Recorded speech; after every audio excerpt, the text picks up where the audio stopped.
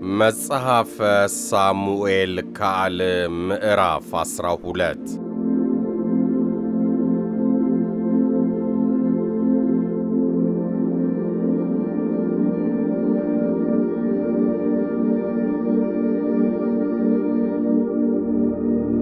እግዚአብሔርም ናታንን ወደ ዳዊት ላከ። ወደ እርሱም መጥቶ አለው፣ በአንድ ከተማ አንዱ ባለጠጋ አንዱም ድሃ የሆኑ ሁለት ሰዎች ነበሩ። ባለጠጋውም እጅግ ብዙ በግና ላም ነበረው። ለድሃው ግን ከገዛት አንዲት ታናሽ በግ በቀር አንዳች አልነበረውም። አሳደጋትም፣ ከልጆቹም ጋር በእርሱ ዘንድ አደገች። እንጀራውንም ትበላ ከዋንጫውም ትጠጣ በብብቱም ትተኛ ነበር፣ እንደ ልጁም ነበረች። ወደ ባለጠጋውም እንግዳ በመጣ ጊዜ ከበጉና ከላሙ ወስዶ ለዚያ ወደ እርሱ ለመጣው እንግዳ ያዘጋጅለት ዘንድ ሳሳ። የዚያንም የድሃውን ሰው በግ ወስዶ ለዚያ ለመጣው ሰው አዘጋጀ። ዳዊትም በዚያ ሰው ላይ እጅግ ተቈጥቶ ናታንን፣ ሕያው እግዚአብሔርን ይህን ያደረገ ሰው የሞት ልጅ ነው፣ ይህን አድርጓልና አላዘነምና ስለ አንዲቱ በግ 4 ይመልስ አለው። ናታንም ዳዊትን አለው፣ ያ ሰው አንተ ነህ። የእስራኤል አምላክ እግዚአብሔር እንዲህ ይላል፣ በእስራኤል ላይ ንጉሥ ልትሆን ቀባው፣ ከሳኦልም እጅ አዳንሁ፣ የጌታህንም ቤት ሰጠሁ፣ የጌታህንም ሚስቶች በብብት ጣልሁል፣ የእስራኤልንና የይሁዳን ቤት ሰጠሁ። ይህም አንሶ ቢሆን ኖሮ ከዚህ የበለጠ እጨምርልህ ነበር። አሁንስ በፊቱ ክፉ ትሠራ ዘንድ የእግዚአብሔርን ነገር ለምን አቃለል? ኬጢያዊውን ኦርዮን በሰይፍ መትተሃል፣ ሚስቱንም ለአንተ ሚስት ትሆን ዘንድ ወስደሃል፣ እርሱንም በአሞን ልጆች ሰይፍ ገለሃል። ስለዚህም አቃለኸኛልና የኬጢያዊውንም የኦርዮ ሚስት ለአንተ ሚስት ትሆን ዘንድ ወስደሃልና ለዘላለም ከቤት ሰይፍ አይርቅም። እግዚአብሔር እንዲህ ይላል፣ እነሆ ከቤት ክፉ ነገር አስነሳብሃለሁ፣ ሚስቶችህንም በዐይን ፊት እወስዳለሁ፣ ለዘመድህም እሰጣቸዋለሁ። በዚህችም ፀሐይ ዐይን ፊት ከሚስቶች ጋር ይተኛል። አንተ ይህን በስውር አድርገኸዋል፣ እኔ ግን ይህም በእስራኤል ሁሉ ፊትና በፀሐይ ፊት አደርገዋለሁ። ዳዊትም ናታንን እግዚአብሔርን በድያለሁ አለው። ናታንም ዳዊትን እግዚአብሔር ደግሞ ኃጢአትን አርቆልሃል፣ አትሞትም። ነገር ግን በዚህ ነገር ለእግዚአብሔር ጠላቶች ታላቅ የስድብ ምክንያት አድርገሃልና ስለዚህ ደግሞ የተወለደልህ ልጅ ፈጽሞ ይሞታል አለው። ናታንም ወደ ቤቱ ተመለሰ። እግዚአብሔርም የኦርዮ ሚስት ለዳዊት የወለደችውን ሕፃን ቀሰፈ፣ እጅግም ታሞ ነበር። ዳዊትም ስለ ሕፃኑ እግዚአብሔርን ለመነ። ዳዊትም ጾመ፣ ገብቶም በመሬት ላይ ተኛ። የቤቱም ሽማግሌዎች ተነስተው ከምድር ያነሱት ዘንድ በአጠገቡ ቆሙ። እርሱ ግን እምቢ አለ፣ ከእነርሱም ጋር እንጀራ አልበላም። በሰባተኛውም ቀን ሕፃኑ ሞተ። የዳዊትም ባሪያዎች ሕፃኑ በሕይወት ሳለ ብንነግረው አልሰማንም፣ ይልቁንስ ሕፃኑ እንደ ሞተ ብንነግረው እንዴት ይሆን? በነፍሱ ክፉ ያደርጋል ብለው ሕፃኑ እንደ ሞተ ይነግሩት ዘንድ ፈሩ። ዳዊትም ባሪያዎቹ በሹክሹክታ ሲነጋገሩ ባየ ጊዜ ዳዊት ሕፃኑ እንደ ሞተ አወቀ። ዳዊትም ባሪያዎቹን ሕፃኑ ሞቶአል አላቸው። እነርሱም ሞቶአል አሉት። ዳዊትም ከምድር ተነስቶ ታጠበ፣ ተቀባም፣ ልብሱንም ለወጠ። ወደ እግዚአብሔርም ቤት ገብቶ ሰገደ። ወደ ቤቱም መጣ፣ እንጀራም አምጡልኝ አለ። በፊቱም አቀረቡለት፣ በላም። ባሪያዎቹም ይህ ያደረግከው ነገር ምንድን ነው? በሕይወት ሳለ ስለ ሕፃኑ ጾምክና አለቀስ፣ ከሞተ በኋላ ግን ተነስተ እንጀራ በላ አሉት። እርሱም ሕፃኑ ሕያው ሳለ እግዚአብሔር ይምረኝ፣ ሕፃኑም በሕይወት ይኖር እንደሆነ ማን ያውቃል ብዬ ጾምኩ አለቀስሁም። አሁን ግን ሞቶአል። የምጾመው ስለ ምንድን ነው? በውኑ እንግዲህ እመልሰው ዘንድ ይቻለኛልን? እኔ ወደ እርሱ እሄዳለሁ እንጂ እርሱ ወደ እኔ አይመለስም አለ። ዳዊትም ሚስቱን ቤርሳቤህን አጽናናት፣ ወደ እርሷም ገባ፣ ከእርሷም ጋር ተኛ፣ ወንድ ልጅም ወለደች። ስሙንም ሶሎሞን ብሎ ጠራው፣ እግዚአብሔርም ወደደው። ደግሞም በነቢዩ በናታን እጅ ልኮ ስሙን ስለ እግዚአብሔር ይዲድያ ብሎ ጠራው። ኢዮአብም የአሞንን ልጆች ከተማ ራባትን ወጋ፣ የውሃውንም ከተማ ያዘ። ኢዮአብም ወደ ዳዊት ራባትን ወግቻለሁ፣ የውሃውንም ከተማ ይዣለሁ። አሁንም ከተማይቱን እንዳልይዝ በስሜም እንዳትጠራ የቀረውን ሕዝብ ሰብስብ፣ ከተማይቱንም ከበ ያዝ ብሎ መልእክተኞችን ላከ። ዳዊትም ሕዝቡን ሁሉ ሰብስቦ ወደ ራባት ሄደ፣ ወግቶም ያዛት። የንጉሣቸውንም ዘውድ ከራሱ ላይ ወሰደ፣ ክብደቱም 1 መክሊት ወርቅ ያህል ነበር፣ ክቡር ዕንቁም ነበረበት። ዳዊትም በራሱ ላይ አደረገው። ከከተማይቱም እጅግ ብዙ ምርኮ አወጣ። በውስጧም የነበሩትን ሕዝብ አውጥቶ በመጋዝና በብረት መቁፈሪያና በብረት መጥረቢያ እንዲሠሩ አደረጋቸው። የሸክላ ጡብም እንዲያቃጥሉ አደረጋቸው።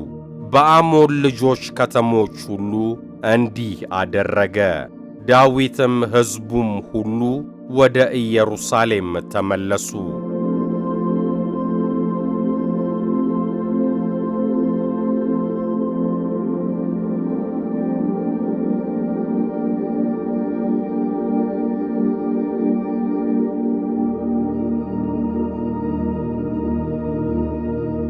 መጽሐፈ ሳሙኤል ካል ምዕራፍ 13 ከዚህም በኋላ እንዲህ ሆነ። ለዳዊት ልጅ ለአቤሴሎም አንዲት የተዋበች እህት ነበረችው፣ ስሟም ትዕማር ነበረ። የዳዊትም ልጅ አምኖን ወደዳት። አምኖንም ከእህቱ ከትዕማር የተነሣ እጅግ ስለተከዘ ታመመ። ድንግልም ነበረችና አንዳች ያደርጋት ዘንድ በዐይኑ ፊት ጭንቅ ሆኖበት ነበር። ለአምኖንም የዳዊት ወንድም የሳሙዋ ልጅ ኢዮናዳብ የሚባል ወዳጅ ነበረው። ኢዮናዳብም እጅግ ብልህ ሰው ነበረ። እርሱም የንጉሥ ልጅ ሆይ ስለምን ቀን በቀን እንዲህ ከሳ አትነግረኝምን? አለው። አምኖንም የወንድሜን የአቤሴሎምን እህት ትዕማርን እወዳታለሁ አለው። ኢዮናዳብም ታምሜያለሁ ብለህ በአልጋ ላይ ተኛ፣ አባትህም ሊያይህ በመጣ ጊዜ እህቴ ትዕማር እንድትመጣና እኔ የምበላውን እንጀራ እንድትሰጠኝ መብሉንም እኔ እያየው እንድታዘጋጅልኝ ከእጇም እንድበላው እለምንሃለሁ በል አለው። እንዲሁም አምኖን ታምሜያለሁ ብሎ ተኛ።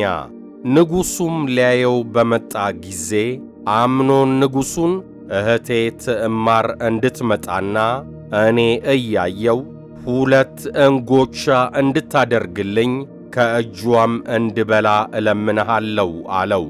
ዳዊትም መብልን ታዘጋጅለት ዘንድ ወደ ወንድምሽ ወደ አምኖን ቤት ሂጂ ብሎ መልእክተኞችን ወደ ትዕማር ቤት ላከ።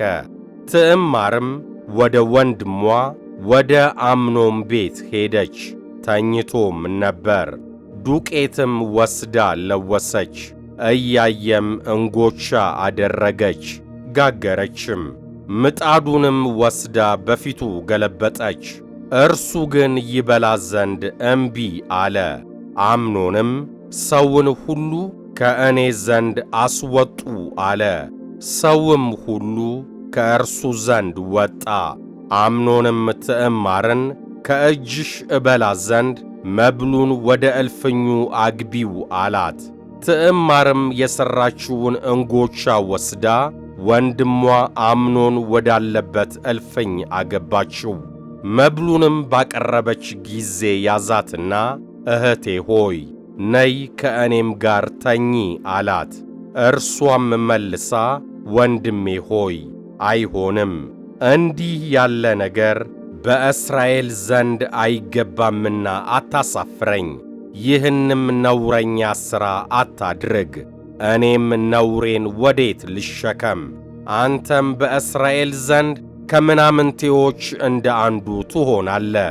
እንግዲህስ ለንጉሡ ንገረው፣ እኔንም አይነሳህም አለችው። ቃልዋን ግን አልሰማም። ከእርሷም ይልቅ ብርቱ ነበርና በግድ አስነወራት፣ ከእርሷም ጋር ተኛ። ከዚያም በኋላ አምኖን ፈጽሞ ጠላት። አስቀድሞም ከወደዳት ውድ ይልቅ በኋላ የጠላት ጥል በለጠ። አምኖንም ተነስተሽ ሂጂ አላት። እርሷም አይሆንም፣ ቀድሞ ከሠራኸው ክፋት ይልቅ እኔም በማውጣት የበለጠ ክፋት ትሠራለህ አለችው። እርሱ ግን አልሰማትም። የሚያገለግለውንም ብላቴና ጠርቶ ይህችን ሴት ከፊቴ አስወጥተ በሩን ዝጋባት አለው። ብዙ ኅብር ያለውንም ልብስ ለብሳ ነበር።